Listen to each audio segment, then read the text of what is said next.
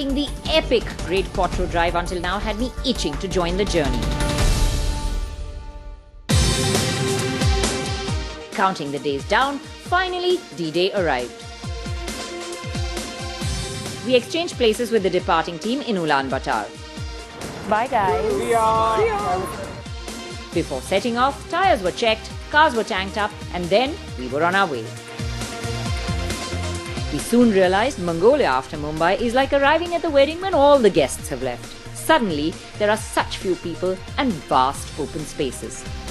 Ulaanbaatar is a city that shares the old with the new, heritage and modernity coexisting.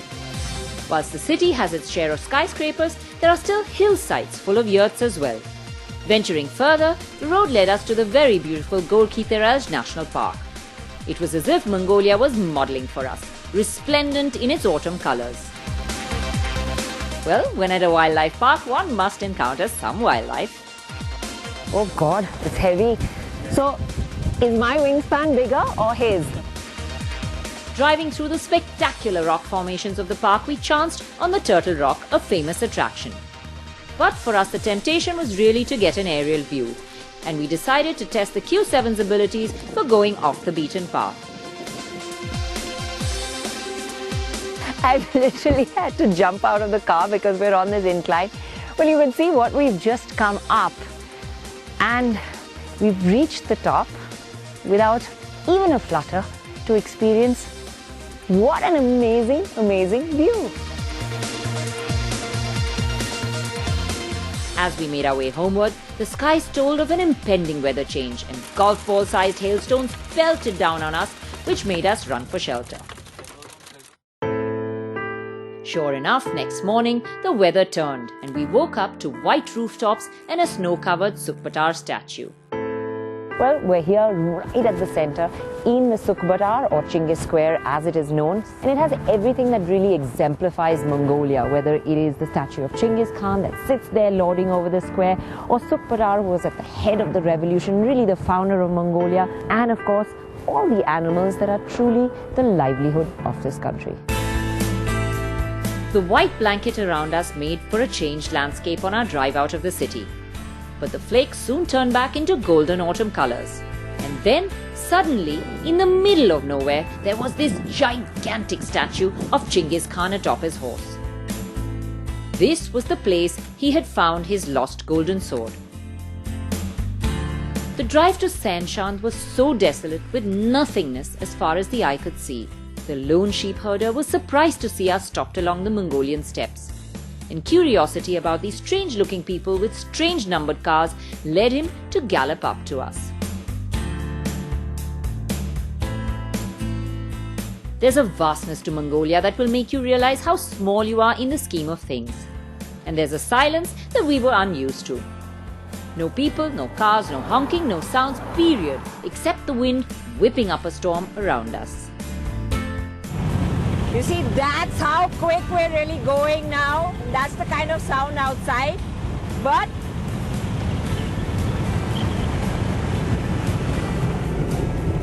before I get weather worn and wind blown, roll the windows up and see, I don't have to scream anymore. That's how silent the cabin is.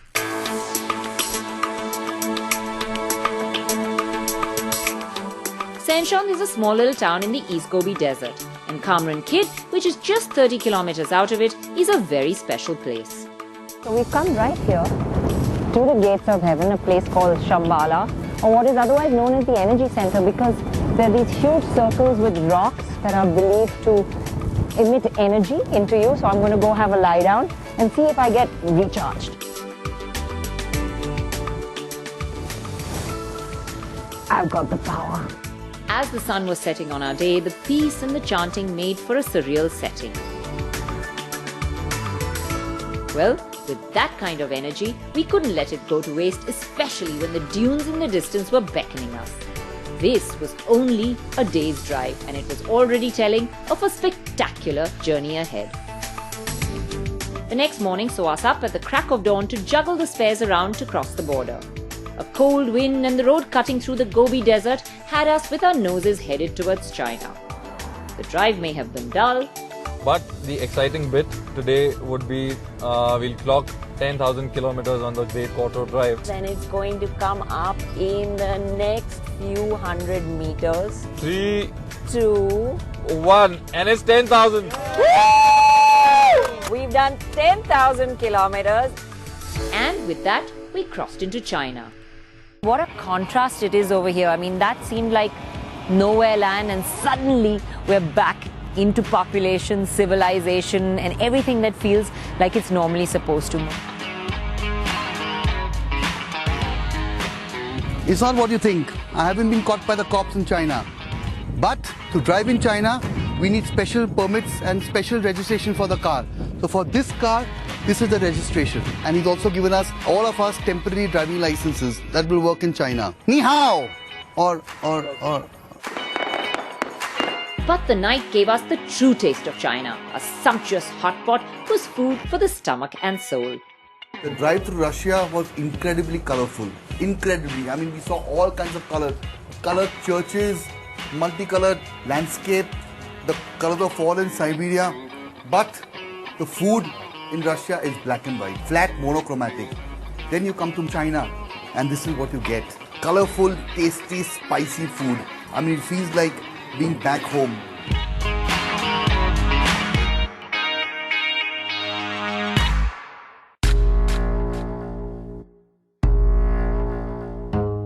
The border city of Elianhot has an abundant resource of dinosaur fossils. There's a whole park dedicated to the home of the earliest fossil discoveries in Asia. Apparently, the area was a lush green paradise for the species 70 million years ago. And the otherwise large Q7 was pretty dwarfed in the surroundings. After Elianhot, we moved towards Ulaanbaatar. We arrived into Ulaanbaatar late into the night, but excitement levels for the next day were high. Everyone was charged up about day 22 on the drive. This was to be the encounter with a wonder of the world. And we set off hunting for the spot where the cars could get right up close to the Great Wall. So we get 2 points to make sure we Good idea.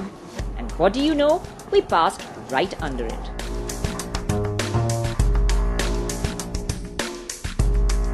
Going through this epic journey, you realize how much of the world there really is to see and how little we normally see in our lifetimes. Today, being here in front of this great wall makes me feel so insignificant in the scheme of things. This almost started 230 BC, subsequent dynasties built it. It's about 21,000 kilometers in total. But the biggest difference was made by the Ming Wall, which you see behind me, which is about 8,800 kilometers long. So what we're seeing of it is just one teeny tiny section. Climbing up the stairs of the Great Wall requires a great level of fitness that I just did not have. Really tiring climb up, a steep climb down, but it's been awesome and exhausting. But I had a little energy left for a little celebration.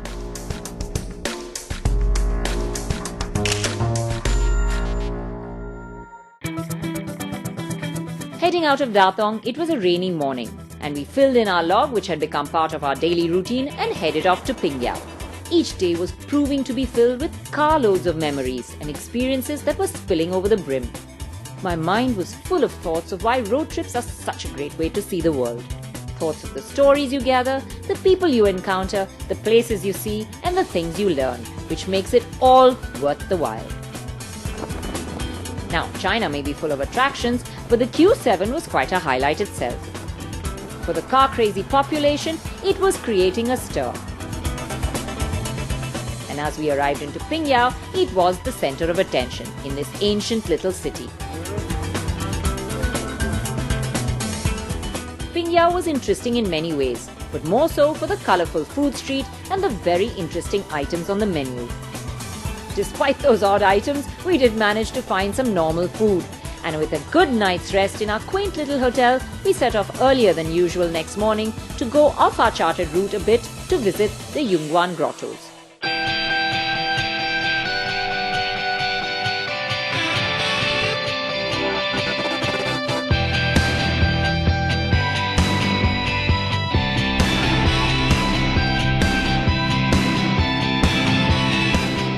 Well, the weather really is playing games with us. A couple of days ago, we were in 0 and snow. Yesterday, it was 26 degrees and hot sunshine while we were climbing those steep steps at the Great Wall. And today, it's raining down on us. It's cold, it's muggy, but we've had a great start to the morning at the Yungang Grottos. The temple inside is really beautiful and it's amazing to see.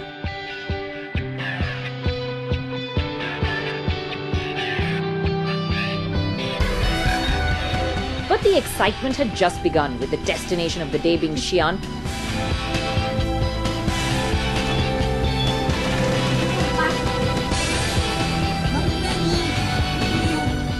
A quick working lunch and we settled back into what had become our home. Despite the strict speed limits, we arrived in Xi'an pretty quick.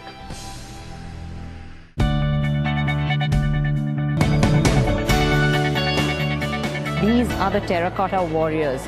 Now these were actually built by the Emperor Yanjun, which is his real name, but he's known as Qin Shi Huang, which means the real first emperor of China. He built these warriors because he believed he needed to be protected in his afterlife. There are tons and tons. If you look at this pit actually here is about 230 meters long. It's about 62 meters wide. And there's over 2,000 of these terracotta warriors that have been discovered underneath here. And they say there are still more. I was told that it took 700,000 workmen to build these over 38 years. The only warrior found fully intact was the kneeling archer, which has since become a symbol of luck. Satiated with an action-packed day, we rolled into the beautiful city of Xi'an with the bell tower all lit up for the impending National Day holidays. The narrow, crowded food street was colourful and was an interesting end to a fabulous day.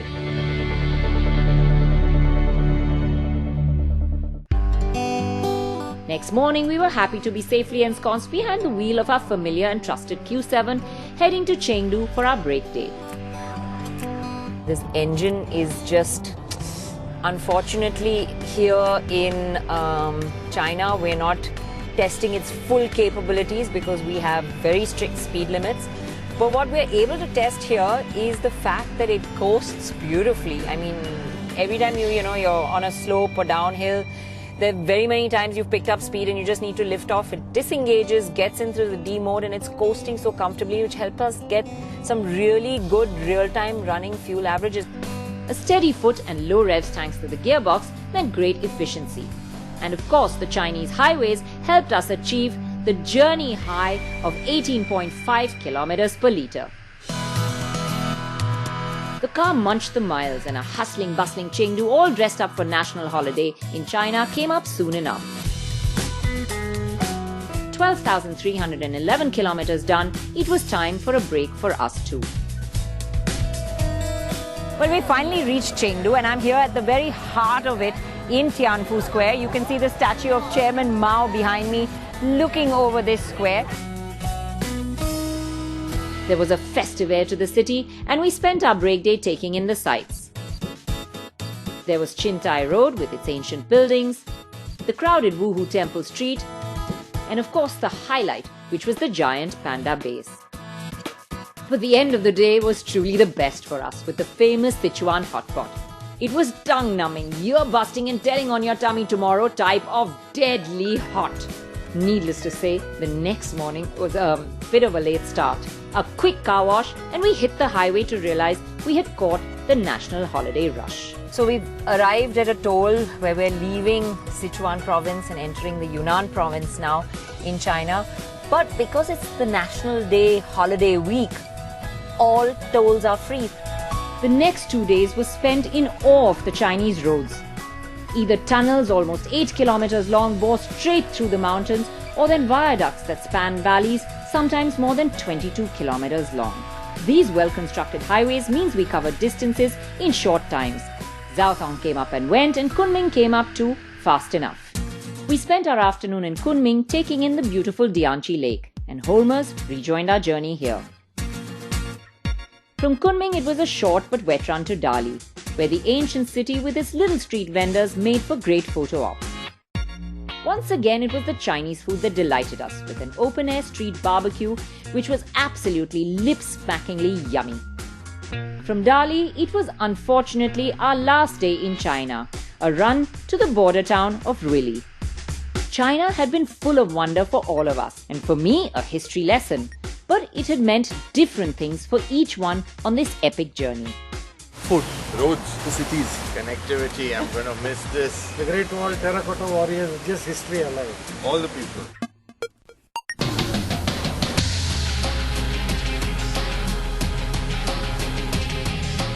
So today we've crossed over the border into Myanmar. It was a really friendly crossing. The Myanmari officials shook our hands, wished us a good journey, and they actually wanted photographs taken with us in the cars, which we happily obliged in, because most borders, they don't like us taking photographs. But this one absolutely didn't mind. But really, I think the contrast between China and Myanmar, it's like you're going back in time. You really go into a region which is really not that well developed. In fact, it reminds you a lot of India and sometimes even the poorer parts of India. The road surface really terrible. Now we've been nearly a month on the road and done nearly 15,000 kilometers. That's quite a hectic pace we've been keeping. So far, it had been pretty smooth, but the Myanmari roads brought us back to reality with a bang. The relatively short 465-kilometer run had us driving from dawn late into the night. But finally, we rolled into Mandalay. Unfortunately, for me, this is where the journey ends. And I completed my duties with the daily log to hand over the baton to Kanhaiya, who would join the drive from here. With the break day in Mandalay, we decided to use it in the best way possible. And that was to take a look around. The Mandalay Palace, the residence of the former monarchy, sits like a prized jewel in a necklace. And the whole city is packed with stupas and temples. Next day, it was time to get back on the road. This time, we were aimed for Kale, and I was back at the wheel of the Q7. The drive to Kale was arduous. We had covered 900 kilometers in Russia in less than 12 hours. But here, for a relatively shorter 600-kilometer run, it took us as much as 16 hours. It was quite an interesting day yesterday. The slowest time taken to travel 600 kilometers on the drive till now. Really bad roads, and plus that it's not stopped raining since last night. Today is the day we head into India. I came back onto this drive and I was really looking forward to get behind, obviously to drive.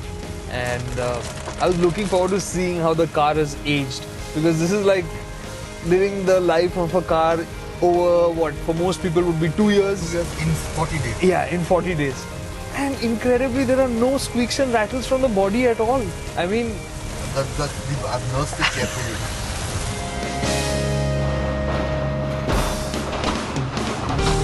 And the point was well highlighted as we crashed over the many iron bridges that lie along this route. Stop. Please back up a bit. Please back up. We just saw the sign that says, "Are you traveling on the India-Myanmar Friendship Road?" Yes, we are. And soon after, we crossed the point that marks the Tropic of Cancer. But the next time we stopped, it wasn't because we wanted to. Okay, this is Murphy's Law at its best. We've driven 15,000 kilometers from Ingolstadt to Myanmar, and we've not had a single glitch. There's not been a single traffic jam or a hold-up within striking distance of India, and now we're stuck at this bridge because the two bridges ahead have been washed away thanks to this overnight rain. So the only option we have is to go back to Kale and wait it out. We were down, but not out. The situation is very uncertain.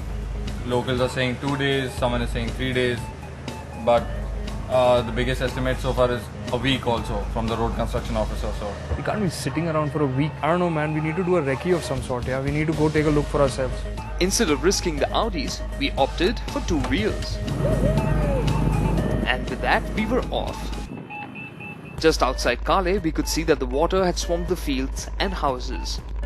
The ride to the bridges felt nerve-wracking this time around. And when we got there, we had to forget about checking the other bridges.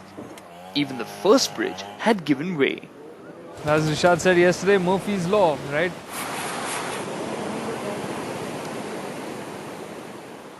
Rishad, bridge is ready, you have to leave now. Bridge is ready, you have to leave. Come. Bridge is ready.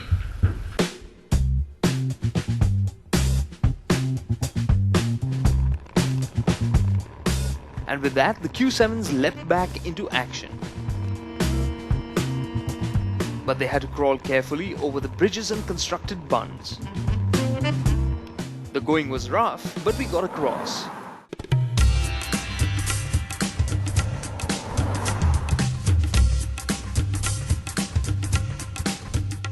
The poor quality of roads continued till Guwahati.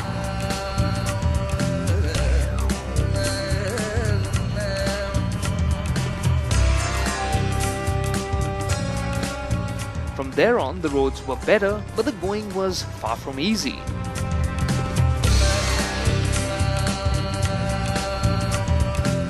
And the roads got narrow as we started to wind our way through the tea estates near Siliguri.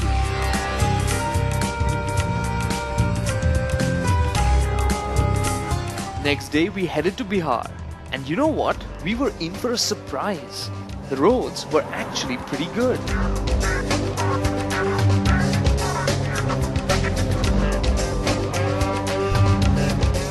And as we headed out of Patna, we got stuck in, well, this. And a few heart attacks later, we were back on the route that we should have been on and on our way to the place where Gautam Buddha attained enlightenment.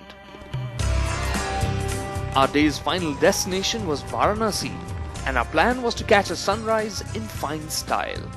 It was epic.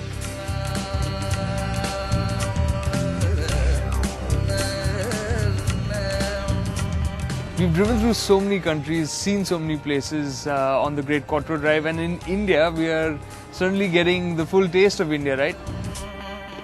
As we drove out of Varanasi, I was blown away by the number of people using cycles. They had my respect.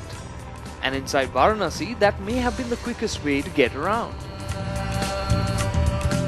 But outside, there was a beautiful highway pointed towards Agra.